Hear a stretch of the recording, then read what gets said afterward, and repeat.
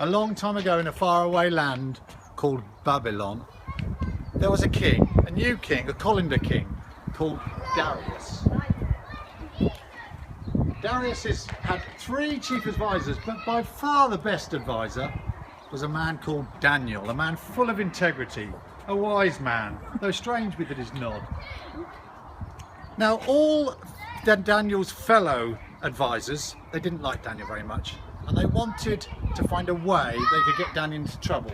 There's nothing on this man. There's nothing. He's so clean. These are conspirators, all of them.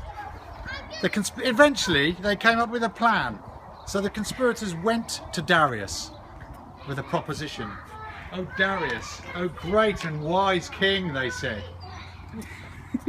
"We want you to issue a decree that for 30 days nobody is to worship any other god other than you. Nobody is to bow down to anybody else other than you. Please sign this decree, oh Darius."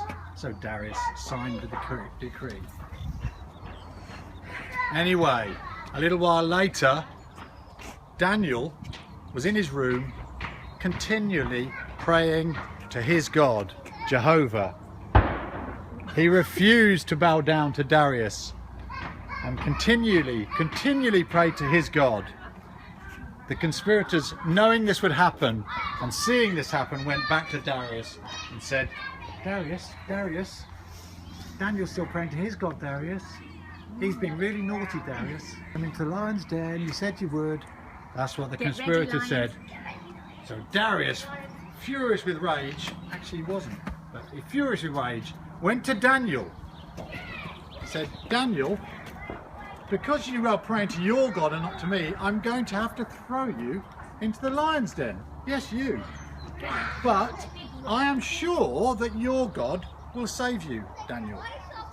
So Daniel was thrown into the lion's den. No, I don't throw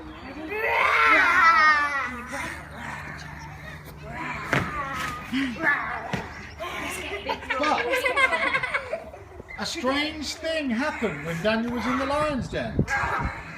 The lions began to approach Daniel, all ferocious, but then an angel of the Lord appeared in the den and closed the mouths of the lions.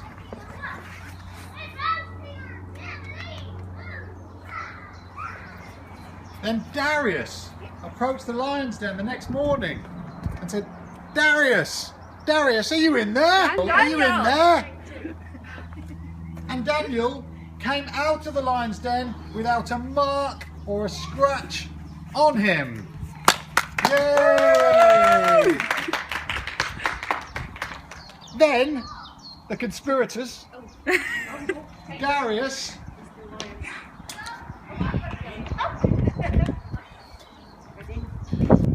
furious with rage, so pleased that Daniel had been saved by his God, Darius threw the conspirators and their wives and their children and their pets and everybody into the lion's den.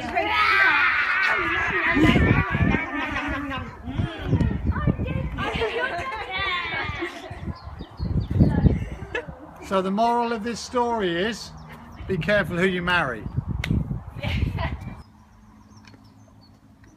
Yeah, similar to Nebuchadnezzar, I was struck by the fact that Darius, or we were struck by the fact that Darius knew or seemed to know that God was going to save Daniel before he went into the den. Daniel was really bold. He stood up for injustice and showed Christ-like qualities in being faithful to God, and we must do that. We've got to stand up for injustice in humanity.